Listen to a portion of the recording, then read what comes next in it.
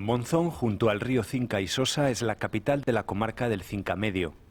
Está en una situación privilegiada, bajo la atenta mirada de su legendario castillo templario. Es aquí donde comienza nuestra historia, en el castillo de Monzón, donde Jaime I el Conquistador pasó 3 años de su infancia. Se crió y se educó con los templarios. Estamos aquí, en el castillo de Monzón, el punto más alto de la ciudad. Desde aquí se divisa la Catedral de Santa María del Romeral en el casco antiguo, el Ayuntamiento, el Palacio de los Luzán, el Convento de San Francisco, la Ermita de la Virgen de la Alegría que protegió a Jaime I como cuentan sus vidrieras, la Iglesia de San Juan Bautista, la Chimenea de la Azucarera o el Puente Viejo sobre el río Sosa. Por Monzón transcurre el Camino de Santiago o la Ruta Domus Templi, una ciudad que hace 8 siglos fue el lugar en el que se crió el rey Jaime I.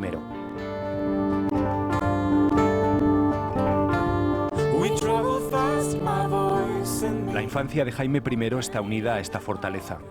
El castillo de Monzón fue construido a finales del siglo IX sobre una base de 132 metros de altitud. En el siglo XII se convirtió en una de las fortalezas propiedad de los templarios. Los llamados monjes guerreros tuvieron en Monzón una misión muy especial. Fueron los encargados de educar al rey Jaime I. Llegó aquí cuando tenía 6 años. El hecho que lo liga a Monzón es a partir de la batalla de Muret, en la que su padre, Pedro el Católico, muere en esa batalla en el año 1213, y entonces pues Jaime I, medio prisionero, medio traído a la fuerza, por decirlo de alguna manera. El Papa dijo que se lo iba a entregar a los caballeros templarios de Monzón. Concretamente su maestro sería Guillem de Monroda. ¿Cuánto tiempo de guía? María Ángeles Moore ha sido la guía oficial del castillo desde 1984. En aquellos momentos la verdad es que el castillo estaba muy diferente, porque pues estaba en un estado muy lamentable. Conoce mejor que nadie todos los rincones de la fortaleza. Entramos en la torre de Jaime I. En este pequeño espacio vivía el rey. Imagínate que no habría mucha cosa. Lo que habría pues sería un pequeño jergón, un camastro, posiblemente con un colchón de gallarofas. Digo esta palabra porque es muy nuestra. Las gallarofas son las vainas de las judías pero secas. De la judía verde cuando se seca, pues eso se ponía dentro de los colchones. La gente pobre tenía, y pensemos que en la Edad Media no es lo mismo que ahora, que comodidades tal como las pensamos hoy en día no existían, y por tanto el rey tendría eso. Tendría, por ser rey, posiblemente un jergón con 4 patas y un colchón, no habría nada más.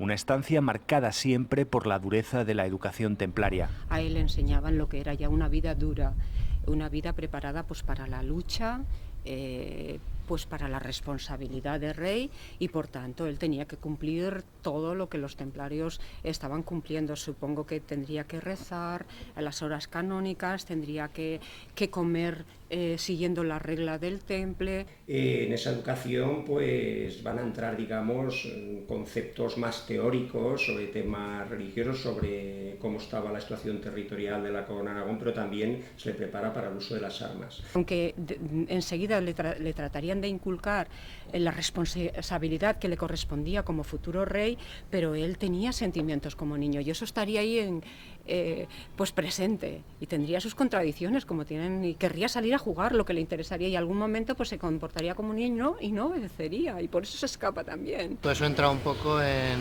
el tema de leyendas y de tal, ¿no? Que si se escapa por el río, de alguna manera entran ahí también el tema de los nobles aragoneses, y es un poco de la parte, digamos, más acientífica, ¿no? Hay muchos, la imaginación es muy amplia y da mucho juego. Bueno, pues por ejemplo, un tema importante sería el tema de los pasadizos, ¿no? Es decir, hay una leyenda con el tema de los pasadizos, que sí hay pasadizos que van desde el castillo hasta el río Cinca, que es un río que tenemos aquí, que está a 4 o 5 kilómetros, que fue por donde pudo haber escapado Jaime I. La historia se ha llenado de leyendas que reflejan a un rey que también fue un niño travieso. El lugar, eran los dormitorios de los monjes, donde tenían las celdas, pero es el lugar donde cuenta la tradición que el rey, siendo niño y estando en el castillo de Monzón, se escaparía por el túnel que hay justamente en el sótano de este edificio. Este túnel tenía salida en la desembocadura del río La Sosa, en el Cinca. Y cuando las campanas del castillo comenzaron a tocar para buscar dónde estaba el infante, el que iba a ser el rey, tuvieron que acercarse hasta cerca ya de Conchel, Conchel dirección Selva. Es decir, que había salido por un pasadizo, había cruzado el río nadando y ya se encontraba en otra parte del río. Esto es lo que dice la tradición oral, lo que se ha venido repitiendo de generación en generación. De hecho, por ejemplo, yo puedo decir que a mí me lo había contado mi abuela esto. Algunas de las escapadas no las hizo solo. Su compañero de juegos era su primo, Berenguer de Provenza. Un día llegaron hasta aquí, la fuente del Saso. Llevaba una espada y se les apareció un ermitaño de los muchos eremitorios que había en esa zona. Todavía hoy podemos ver las cuevas en donde en algunas de ellas eran eremitorios en su día, en la Edad Media. Le dijo que sería un gran rey, que conquistaría muchos territorios, y le dijo que la espada que llevaba, que la mojara en las aguas y que eso le daría pues mucha fuerza para lograr esas conquistas. Entonces lo que hizo fue, cuando fue a Valencia, a conquistar Valencia, pidió que se le trajera la espada que había mojado en las aguas y que dicen que fue la tizona, la famosa espada del Cid, campeado. Y ahí tenemos pues un punto que no sabemos, en algunos temas no se sabe exactamente cuándo es historia real y cuándo es tradición oral o es leyenda, es decir, ahí se entrecruza y por eso un personaje que da mucho de sí, ¿no? Todo sucedía bajo la imponente presencia del castillo y el poder que desde aquí ejercían los templarios.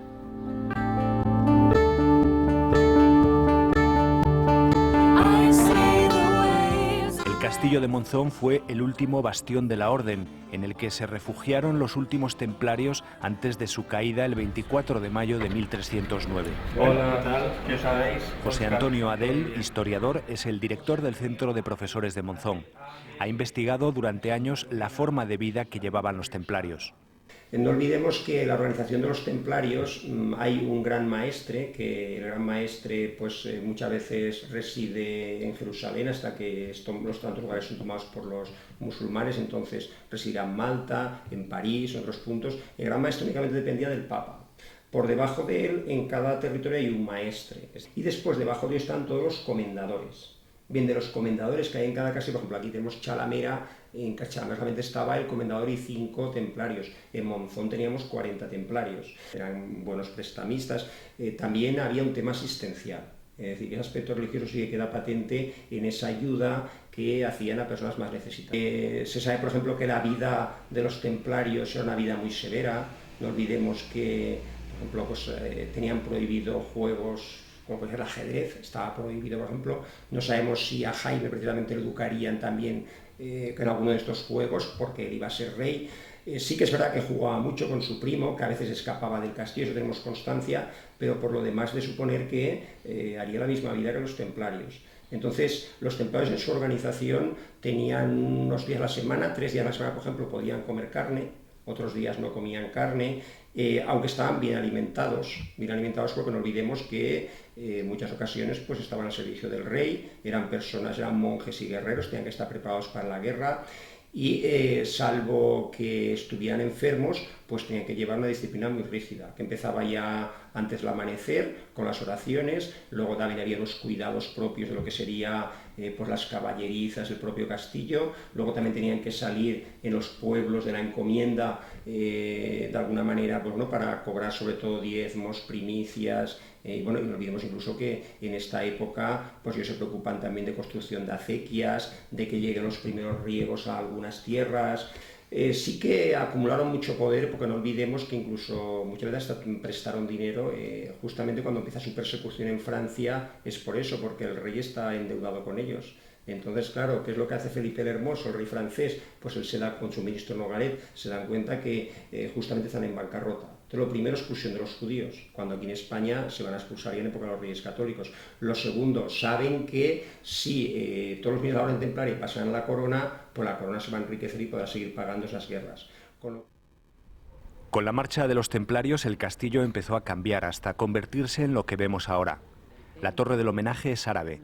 La capilla de San Nicolás está dividida en varios pisos, en donde podemos ver el comienzo de los diferentes y famosos túneles. Pero lo que hay en este momento es un túnel que le han llamado el túnel del salitre, porque nos encontramos con las paredes blancas, ya que hay salitre y entonces aflora en la superficie y va dando vueltas y bajaba hasta la muralla.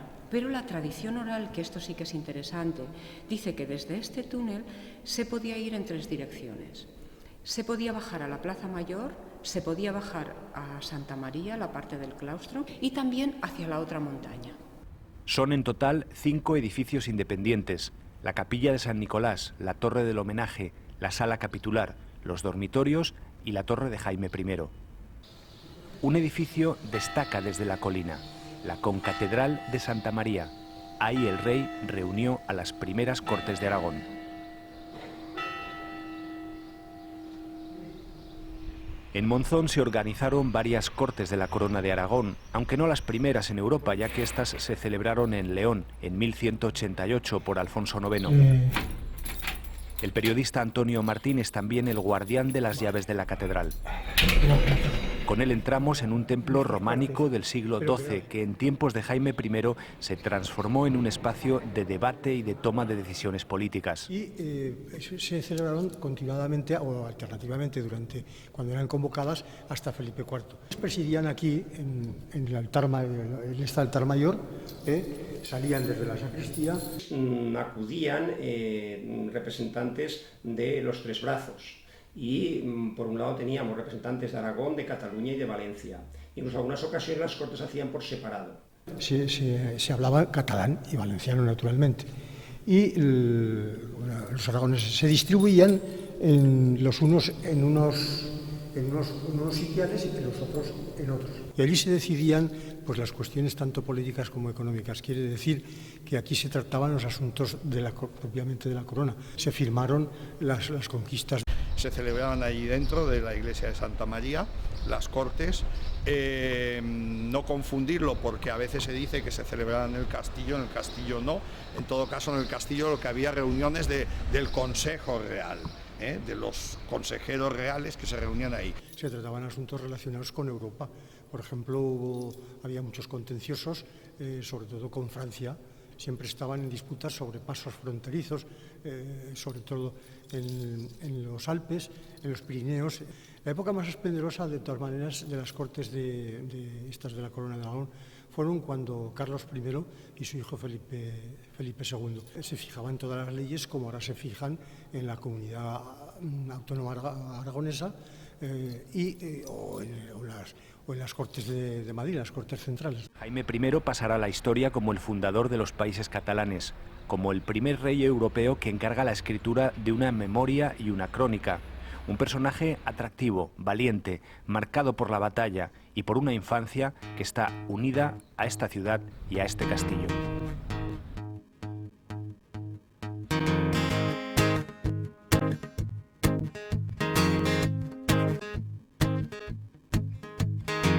Why do you look so glum? Are you breaking behind the smile that I know you're faking? 'Cause it is no surprise, I see it in your eyes, and they just don't lie. 'Cause if your life was a broken stereo,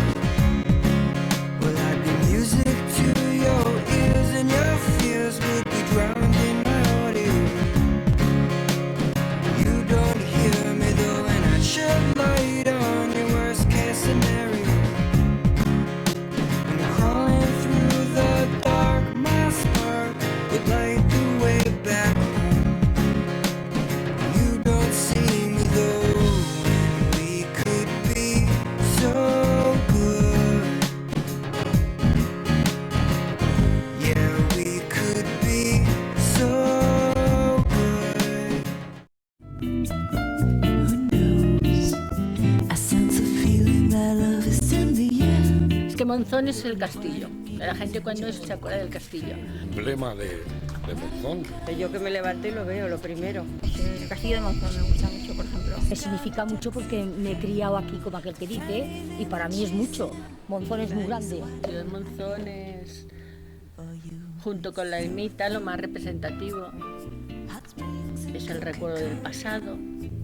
Crió Jaime I, conquistador, y sirvió también de fortaleza. Ahora pues hay un renacimiento del castillo porque, claro, pues, a nivel de ceísmo se hace un trabajo admirable. Hombre, pues es un símbolo muy especial.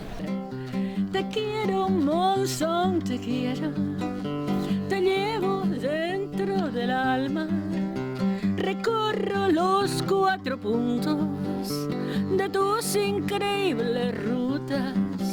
Calle abajo, calle arriba, hermosas y ajardinadas, y la de Santa María con su alegre colegiata.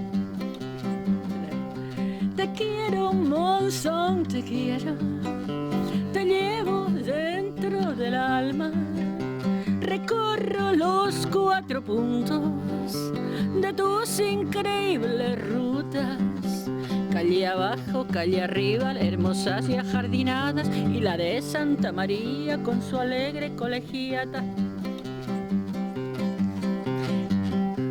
Y bueno, va recorriendo, pues...